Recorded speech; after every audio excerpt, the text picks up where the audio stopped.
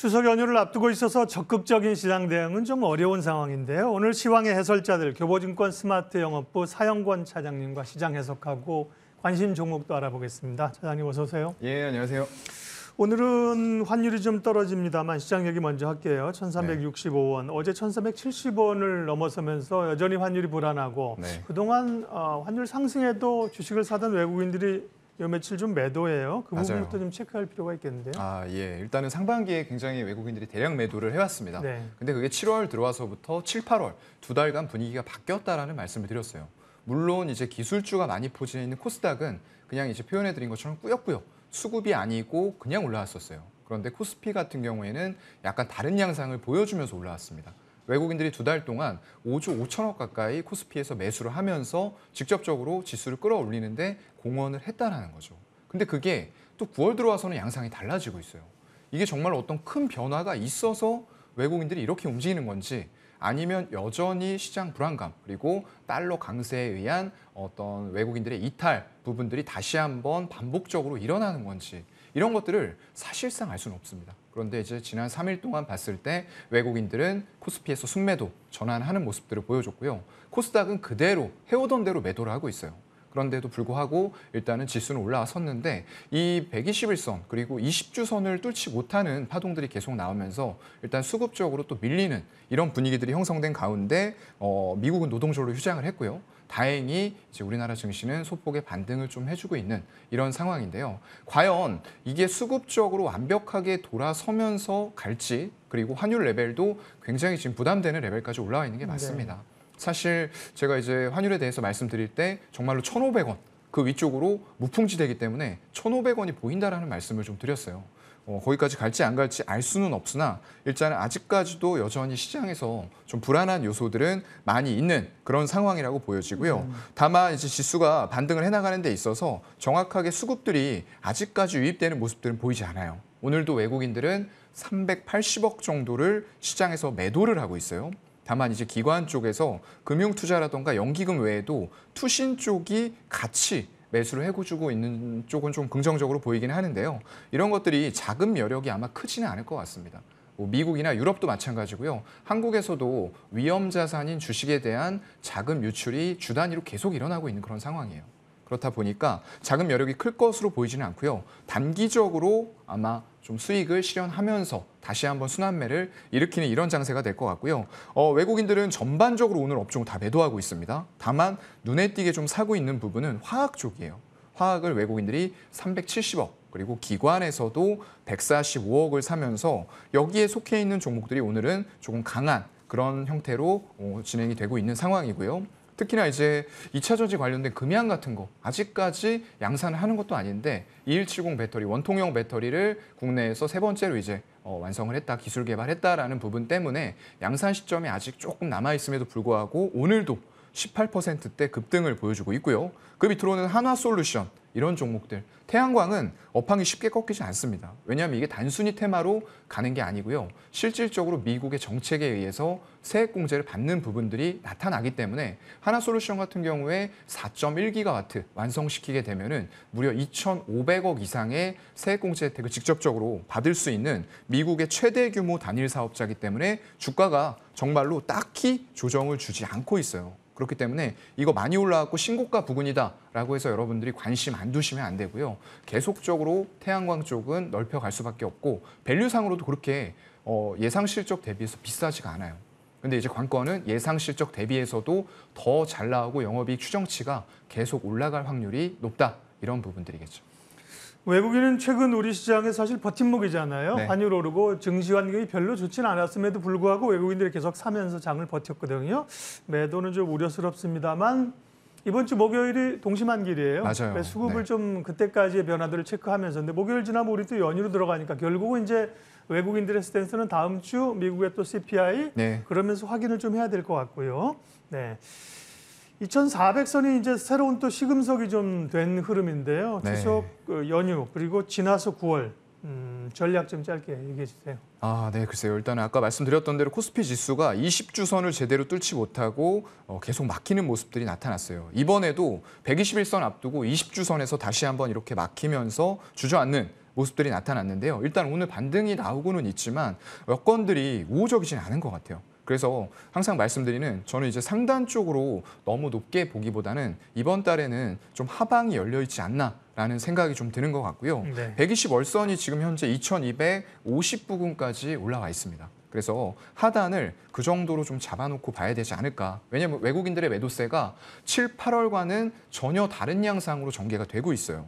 그래서 오늘까지 봤을 때 외국인들 현재 9월 들어와서 5,700억을 넘게 매도하고 있고요. 기관도 8,500억 매도해요. 그렇다면 결국 개인만 코스피에서 지금 4일 동안 1조 3,700억 정도를 매수하고 있는 거거든요. 수급적으로 굉장히 불안한 상태이기 때문에 너무 섣부르게 바닥권에 있는 업종이라고 해서 너무 무차별하게 좀 달려든다 이런 것들보다는 그동안에 강했던 태조 이방원 이런 쪽들이 결국에는 조정을 살포시 줬을 때 우리가 매수해야 될 타이밍들이 나오지 않을까 싶습니다. 네, 상방보다는 하방 조금 조심스러운 얘기를 해주셨습니다. 사실 이제 업계에 계신 분들이 가능하면 이제 위쪽을 보려고 하는데 맞아요. 네. 좋은 걸 찾으려고 하는데 네. 또 이제 연휴도 있고요. 미국의 물가, 그다음에 FOMC 이런 것들을 좀 월 후반으로 갈수록 이제 긴장도가 텐션이 네. 조금 높아집니다. 네, 오늘 사연관 차장님과 섹터 이야기 또 나눠볼 텐데 화면 보여주십시오. 오늘 이야기할 주제는요. 태풍 얘기입니다. 예, 흰남노와 관련된 걸 어떻게 생각할 것이냐인데요. 보통 이제 태풍이 오면 뭐 복구라든지 뭐 네. 이런 게 이제 관심을 끌긴 하는데 네. 지금은 어쨌든 오늘 새벽에 거제 상륙했다가 4시 50분, 7시 10분에 울산 앞바다로 이제 태풍의 핵심은 빠져나갔다. 예. 이런 뉴스를 보게 되면 뉴스 모멘텀이 좀 빠진 거 아니에요? 지금 생각하기엔 좀 늦은 거 그런데 아닌가요? 이제 너무 조금 테마성으로 같이 네. 올라갔던 종목들이 있고요. 네. 저는 이제 그런 쪽보다는 이런 태풍은 플러스 알파로 조금 이제 안타까운 일이지만 네. 그런 쪽의 수혜를 받을 수 있는 것과 더불어서 기존에 또 잘 되고 있는 사업들까지 같이 본다라고 하면 충분히 접근 가능한 종목은 있다라고 생각이 됩니다. 예. 말씀해 주신 것처럼 일단은 7시경에 울산 앞바다로 해서 빠져나갔어요. 다행히 예전에 왔었던 강수량만큼의 엄청난 비를 뿌린 건 아닌 것 같습니다. 이제 바람이라던가 이런 부분들은 굉장히 강했음에도 불구하고 일단 피해는 조금 최소화된 채 마무리가 되는 거 아니냐라는 좀 좋은 소식들이 들려오고 있는 상황이고요. 그렇다 보니까 말씀해 주셨던 대로 조금 테마성으로 급등했던 종목들 이런 것들은 조정을 같이 좀 받고 있는 그런 상황이고요. 특히나 이제 3일 동안 거의 상한가를 갔었던 코리아 SE 이런 종목들 굉장히 좀 조정을 깊게 줬다가 지금은 그래도 조금 뭐 시작가 부근 정도에서 왔다 갔다 하고 있는 그런 상황이고요. 여전히 이런 쪽들에 있어서는 좀 테마성이 많이 붙고 있는 것 같아요. 이 기상 이변이라던가 이런 것들이 비록 우리나라만의 문제는 아닌 것 같습니다. 굉장히 좀 심각한 문제로 대두가 되면서 특히나 이제 뜨거운 아프리카 이런 쪽들, 뭐 티니지 이런 쪽들은 평균 기온이 47도를 넘나든다고 해요.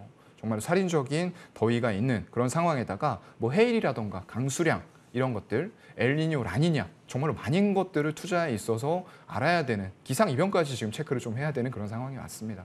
그래서 이런 것들이 과연 단기간에 그칠 것이냐라고 봤을 때는 좀 그러지는 않을 것 같아요. 앞으로도 안타깝게도 더욱더 많은 환경적인 요인들이 증시에 영향을 줄 수밖에 없는 상황들이 펼쳐질 것 같고요. 다만 너무나도 좀 테마성으로 급등했던 종목들을 여러분들이 따라간다 이런 부분들은 조금 주의하셔야 될 것 같고요. 네. 여전히 이제 보유자의 영역에서 언제 차익 실현을 해야 될 것인가 이런 부분들을 좀 고민을 해보셔야 될 것 같습니다. 네. 다만 이게 처음 있는 일이 아니고 앞으로도 또 일어날 가능성들이 있기 때문에 우리가 관련주들을 전반적으로 한번 짚어볼 필요는 있다라고 생각을 하고 있고요.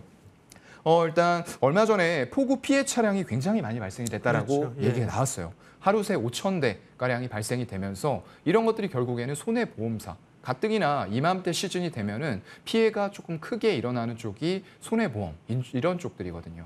그런데 이번에는 차량 피해가 너무 크게 발생이 되면서 보험금 신청이 역대급으로 일어났다고 합니다. 그러면서 손해액이 거의 700억에 달할 정도로 추정이 되고 있고요. 이건 전부 이제 자차손 담보에 가입된 좀 고급 차량이라던가 연차가 얼마 되지 않은 차량들 이런 것들이 좀 영향을 많이 줬던 것 같아요. 일단 원론적으로는 사실 그런 일이 있으면 보험주에게는 조금 부담이고. 맞아요. 네. 네. 원론적으로는 좀 그런 상황이고요. 네. 그래서 또 이제 중고차라던가 신차, 완성차 쪽에는 약간의 수혜 개념이 될 수도 있을 것 같아요. 그만큼 수요가 생기니까 새로. 맞습니다. 예, 그런데다가 이 침수 피해 차량이 나온 이후에 그 사람이 같은 명의로 다른 차량들을 또 취득을 할 때에는 취득세 면제라던가 이런 부분들이 있어요. 예. 폐차 후에 신차 구입할 때 7%가량의 취득세가 면제가 되기 때문에 지금 차량용 반도체 때문에 차량 수급이 사실 원활한 건 아닙니다. 그런 상황에서도 더욱더 대기 수요가 몰릴 수 있다라는 기대감들이 완성차 업체에게는 좀 있을 수가 있고요. 중고차 업체는 약간 피해와 수혜가 나뉘고 있는 것 같아요. 이 침수 차량을 정말로 외관만 깨끗하게 하면서 이제 소비자들에게 판매를 하는 이런 행위에서는 조금 중고차 업체들이 피해를 받을 수도 있다라는 관점도 나오고 있고요. 이렇게 빨리 신차를 받을 수가 없는 상황에서 오히려 중고차를 빠르게 구매해서 구비를 해야 되지 않겠느냐라는 관점에서는 또 수혜를 받는 업종으로도 분류가 되고 있습니다. 그러면서 K카라던가 롯데렌탈 이런 쪽들, 특히나 롯데렌탈 실적이 굉장히 꾸준하게 상승을 하고 있는 업체이기 때문에 제가 이 다른 시간을 통해서도 좀 관심을 기울여야 되는 종목이다라고 말씀을 드렸던 것 같고요. 이제 재건 관련주입니다. 도로 유실이라던가 이런 것들. 사실상 우리나라에서 피해가 일어났다고 해서 그게 단기간에 막 복구가 되고 재무제표로 반영이 되는 건 아니에요. 그런데 러시아, 우크라이나 전쟁 이런 쪽에서도 재건의 어떤 일말의 여지가 좀 있는 것 같고요. 거기다 최근에 나왔던 국부가 엄청나게 유가가 올라가면서 증가한 사우디에서는 650조 원의 네옴시티, 신도시, 정말로 거대한 신도시죠. 이런 것들 관련해서 건설주라던가 관련된 토목, 건축 이런 것들이 다 같이 움직이고 있는 이런 상황들이에요. 그렇다 보니까 이런 쪽들도 같이 관심을 기울여야 되는 하지만 너무 급등한 종목들에 역시나 좀 따라 붙는 것은 단기 급등락의 위험성이 있다라는 부분들을 인지를 하셔야 될 것 같고요. 네. 특수건설이 철도, 도로, 지하 횡단 구조물 쪽을 하고 있습니다. 그리고 자연과 환경은 생태계 복원하는 이런 부분들, 토사들이 너무나도 이제 많이 이제 피해를 좀 받을 수 있는 그런 상황들이기 때문에 그런 쪽에서 재건을 할 수 있다라는 기대감들이 반영이 되는 것 같고요. 한국주철관 같은 경우에는 상하수도관 이런 것들에 이제 정비하고 이러는 부분들에서 또 수혜를 받는 그런 부분들이 있습니다. 폐기물 관련주를 저는 좀 유심히 봤으면 좋겠어요. 그래서 인선 ENT라던가 코엔텍, Y엔텍 이런 업체들은 이 어떤 태풍의 피해뿐만 아니라 향후에도 결국 점차적으로 증가하는 쓰레기 폐기물 이런 것들은 시설이 지금 제한이 돼 있습니다. 그렇다 보니까 단가가 올라갈 수밖에 없는 상황에서 점점 더 늘어나는 폐기물의 수혜를 충분히 받을 수 있다 해서 중장기적인 관점으로도 좀 접근이 유효할 것 같습니다. 네. 태풍 흰남노 때문에 뭐 관련주를 사자. 그거는 뭐 다 아닌 건 아시고 계시고요. 태풍이 올라온다 그럴 때 이제 재빠르게 뭐가 될지에서 사실은 짧게 치는 맞아요. 거고 네. 보다 이제 환경 변화라든지 이런 쪽에 꾸준히 수요가 있을 수 있는 쪽으로 주목을 하시자고 했고요. 그러면 이제 관련해서 관심주 말씀해 주십시오. 네, 관심주 아까 제가 세 가지 이제 종목 말씀을 드렸는데요. 인선 ENT를 좀 꼽아봤습니다. 이제 국내 유일의 폐기물 일괄 처리 기술과 특허를 보유하고 있는 기술력 있는 업체라고 보시면 되고요. 여기다 더불어서 최근에 재활용, 리사이클링이 굉장히 화두가 되고 있어요. 그래서 세비캔 같은 경우에 정말로 어떤 2차 전지 관련된 배터리 리사이클링, 거기다가 태양광 폐모듈 리사이클링까지 겹치면서 주가가 하늘 높은 줄 모르고 급등을 했죠. 그래서 이런 쪽에 있어서 자동차 재활용 사업을 또 자회사를 통해서 하고 있는 그런 레퍼런스를 가지고 있고요. 22년 1분기 기준으로 봤을 때 비상장 5개 종속회사를 보유를 하고 있습니다. 21년 4분기에 이제 파주 비에날이라고 있고 영흥산업환경 신규 연결로 하면서 실적에 반영이 되는 이런 부분들까지도 들어왔고요. 경남 지역의 매립 업체가 총 3곳이 있습니다. 근데 이제 인선 ENT 같은 경우가 가장 많은 폐기물을 처리할 수 있는 그런 업체로 알려져 있고요. 상반기에는 전년 동기 대비해서 영업이익은 소폭 하락하는 모습들이 나타났어요. 이게 매출 원가라던가 판관비가 역시나 모든 게 오르는 과정에서 안 오를 수가 없었다라는 부분들 때문에 소폭의 감소가 있었던 부분이지만 신규 매립지 추가 인허가 때문에 또 단가 경쟁이 약간은 심화가 된 부분이 있어요. 하지만 이런 부분은 제한적일 거라고 봅니다. 지금 현재 어떤 트렌드 자체가 ESG 이런 쪽들이기 때문에 허가가 쉽게 떨어질 수는 없는 시설이다라는 부분들 중장기적으로는 좀 우호적인 부분으로 봐야 될 것 같고요. 일단 영흥산업환경 소각로를 증설하는 부분이 있어요. 기존 캐파 대비해서 한 60% 수준을 증가시키면서 단가 이런 부분에서도 조금은 자유로워지고요. 처리할 수 있는 능력도 더 보유하게 되면서 향후에 점점 더 필연적으로 증가할 수밖에 없는 폐기물들을 처리할 수 있는 캐파 그리고 우월적인 지위들을 점점 가져갈 수밖에 없는 그런 기업이라고 보고 있습니다. 네. 인선현티 주가를 보면요, 사실은 뭐 태풍 때문에 오른 게 아니고요. 그 전에 8월부터 해서 말씀하신 그런 중기적인 모멘텀으로 맞아요. 강하게 네. 올랐다. 오히려 태풍 얘기 나오면서 지금은 어제 오늘은 이제 많이 네. 밀리고 있는데요. 가격 전략 좀 얘기해 주세요. 글쎄요. 오늘도 일단은 크게 빠졌다가 네. 양봉 전환을 좀 해나가고 있어요. 하지만 저희가 이제 가격을 글쎄요. 저는 9,500원 정도 선까지 좀 열어놓고 만약에 추가적인 하락이 있다라고 네. 할 때는 매수하셔서 조금은 중장기적인 관점으로 이 업황의 빅 트렌드를 보신다라고 했을 때는 목표가는 한 13,000원까지 충분히 가져갈 수 있는 기업이다라고 보고 있습니다. 다행히 막 이제 급등할 때 말씀하신 게 아니라 뉴스 모멘텀으로 맞아요. 조금 네. 빠질 때라 매수 타이밍이긴 한데 네.